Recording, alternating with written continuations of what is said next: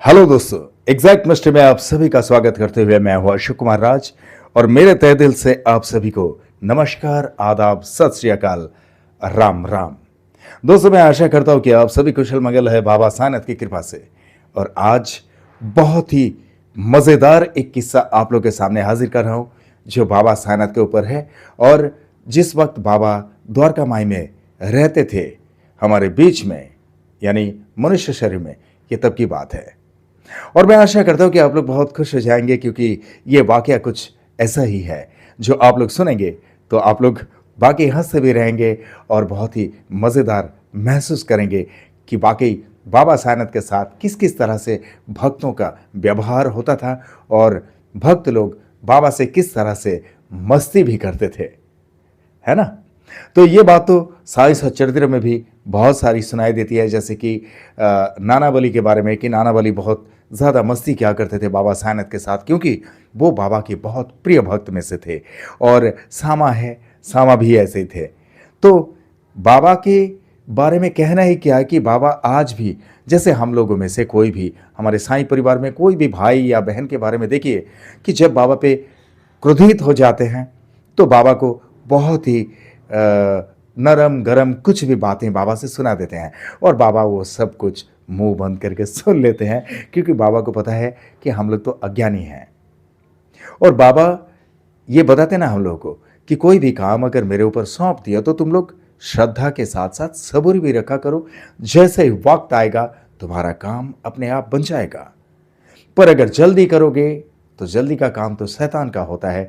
यही सब बातें हैं, हम लोग समझ नहीं पाते हैं। हम बाबा के ऊपर कोई भी काम सौंपते हैं और बाबा करने में अगर उसको देर करते हैं, यानी उसका प्रतिफल देने में देर करते हैं, तो हम नाराज हो जाते हैं और बाबा पर गुस्सा निकालते हैं। लेकिन बाबा सब समझते हैं, बाबा कभी गुस्सा नहीं होते क्योंकि बाबा अगर गुस्सा हो गए तो हमारे लिए तो बड़ी मुश्किल हो जाएगी। और इसीलिए बाबा कभी अपने बच्चों पर नाराज नहीं होते हैं, बाबा कभी गुस्सा नहीं होते हैं। तो चलिए अब किस्सा मैं शुरू करता हूं यहां पे से। काफी पुरानी बात है। बहुत सारे भक्त जिस तरह से बाबा के लिए कोई रोटी लाते थे, कोई चावल लाते थे, कोई सब्जी लेके आते थे और कोई दूध लेके आते थे, कोई दही लेके आते थे। तो ऐसे ही एक दिन की बात है कि सुबह का समय बाबा द्वारका माई में बैठे हुए थे। वहाँ पे बहुत सारे भक्त भी वहाँ पर बाबा के साथ में बातचीत कर रहे थे, बाबा से आशीष ले रहे थे और बैठ के वहाँ पे बाबा के चारों बाजू एक बहुत अच्छा सा माहौल बनाए रखे थे। ऐसे वक्त में बहुत सारे भक्त भी एक एक करके वहाँ पे आ रहे थे और कोई दूध लेके आ रहे थे, कोई दही लेके आ रहे थे, जैसे अपने अपने घर में से बाबा के लिए लेकर आते थे। पर एक बूढ़ी, वो पता नहीं अचानक से वहाँ पे टपक गई और बुढ़िया जो है वो वहाँ पे ज़्यादा कुछ नहीं लाई, वो सिर्फ अपने कपड़े में बांध के 4 प्याज लेके आए थे। बिल्कुल प्याज, सही सुने आपने। तो वो 4 प्याज लेकर आए और बाबा की जो टोकरी रखे हुए थे उस टोकरी में ऐसे उठाकर फेंक दिए और बाबा से कहा कि बाबा, आज मेरे रसोई में कुछ भी नहीं था, दाल चावल वगैरह कुछ भी नहीं है, राशन पानी सब खत्म हो गया, बस प्याज था। तो मैंने देखा तुमको तो रोज़ मैं खाना देकर जाती हूँ, जो भी बनता है मेरे घर में, तो आज खाना नहीं था, मैंने इसीलिए प्याज ही उठा कर लेके आई और ये प्याज आपको दे के जा रही हूँ। बाबा बोला, माई ये भले ही प्याज है लेकिन इसमें तो तेरा प्यार मिला हुआ है ना, और आज शिरडी के राजा को बहुत जलन होगा। तो जैसे बाबा ने ऐसा कहा तो सारे भक्त लोग वहां पे जो भी बैठे हुए थे उन लोग हंसने लगे और वो बूढ़ी माँ जो है वहां से फिर चली गई।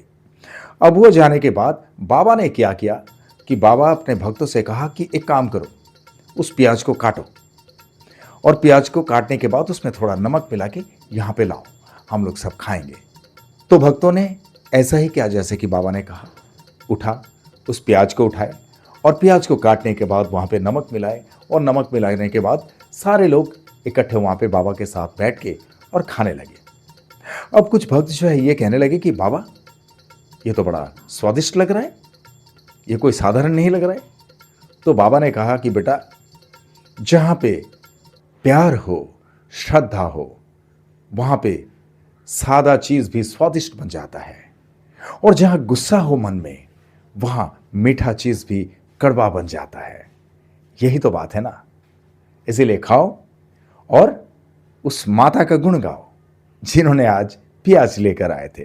अब क्या हुआ, उन लोग जैसे ही वो प्याज खा रहे थे, इतने में बाबा ने देखा कि वो बूढ़ी माँ फिर से आ गई। और जैसे ही बूढ़ी माँ आई तो उन्होंने देखे कि ये लोग सब प्याज खा रहे हैं। तो बाबा को कहा कि बाबा, ये लोग सभी इतने चाव से प्याज खा रहे हैं, क्या बात है? मुझे तो बड़ी खुशी हुई ये देख के, क्योंकि मैंने सोचा था ये तो सिर्फ आप रोटी के साथ में खाएंगे या खाने के साथ में या किसी भक्त को देंगे तो उन लोग भी रोटी या सब्जी के साथ या चावल के साथ खा सकते हैं, लेकिन ये लोग तो यहीं पे खा रहे हैं और बड़े चाव से खा रहे हैं। मुझे बड़ी खुशी हुई बाबा। लेकिन ये प्याज जो मैंने आपको दिया, ये तो मैंने बगैर मन से दिया बाबा, क्योंकि मेरे घर में कोई अनाज नहीं था तो मैं करूं क्या? मैं देखा रोज आपको कुछ ना कुछ मैं खाना दे के जाती हूं, इसीलिए आज क्या किया, मेरे सामने प्याज पड़ा हुआ था तो प्याज ही उठे के लाए, पर मेरे मन में तसल्ली नहीं थी। इस वक्त बाबा ने उनसे कहा कि देख माई, तूने ये जो प्याज लेकर आई ना, ये प्याज ही मेरे पास बहुत कुछ है, क्योंकि इसमें तेरा प्यार मिला हुआ है।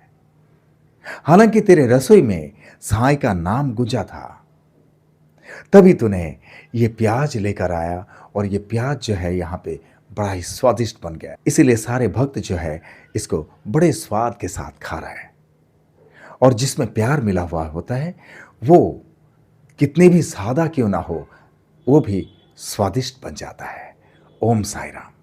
तो दोस्तों, मैं आशा करता हूं कि आप लोगों को ये कहानी बहुत अच्छी लगी होगी, और अगर आपको अच्छी लगी तो ओम साई राम के साथ साथ जरूर लिखना कि कितना अच्छा लगा। और बाबा की एक सीख यहाँ पे हम लोगों को मिलती है, और वो सीख क्या है ये भी मैं आप लोगों से जानना चाहूंगा। कि जैसे बाबा ने कहा ना कि जिसमें प्यार मिला है वो सादा क्यों ना हो, वो भी स्वादिष्ट बन जाता है। और जिसमें गुस्सा मिला हो, यानी कोई अगर गुस्सा मन में कुछ दे भी दे, चाहे वो कितना भी स्वादिष्ट मीठा क्यों ना हो, वो भी कड़वा बन जाता है। तो इसमें से क्या शिक्षा प्राप्त होता है, ये 2-4 शब्द में आप लोग मुझे कमेंट बॉक्स में जरूर लिखना। ओके, तो दोस्तों आज के लिए बस इतना ही, फिर मिलेंगे अगले वीडियो में।